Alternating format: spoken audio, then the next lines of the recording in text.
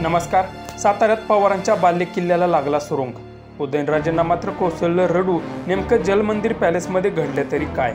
सविस्तर बातमी पुढे पाहण्याआधी तुम्ही आपल्या चॅनलवरती नवीन असाल तर आपला आरजे मराठी न्यूज चॅनल जरूर सबस्क्राईब करून घ्या. संपूर्ण देशाचे लक्ष लागलेली लोकसभा निवडणूक 2024च्या 7ही टप्प्यातील मतदान पार पडले असून काल लोकसभा निवडणुकीचा निकाल जाहीरही झाला.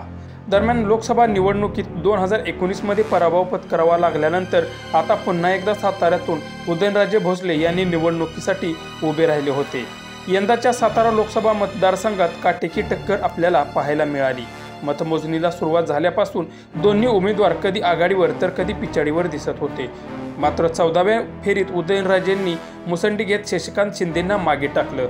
उदयनराजे यांनी 14व्या फेरीत 4000 मतांनी आघाडी घेतल्यानंतर कार्यकर्त्यांनी जलमंदिर पॅलेसवर जाऊन मोठा जल्लोष करायला सुरुवात केली. कार्यकर्त्यांचा जल्लोष पाहून उदयनराजे काहीसे भावुक झाल्याचं दिसून आलं. उदयनराजेंचा हा व्हिडिओ सध्या सोशल मीडियावर चांगलाच व्हायरल झाला आहे.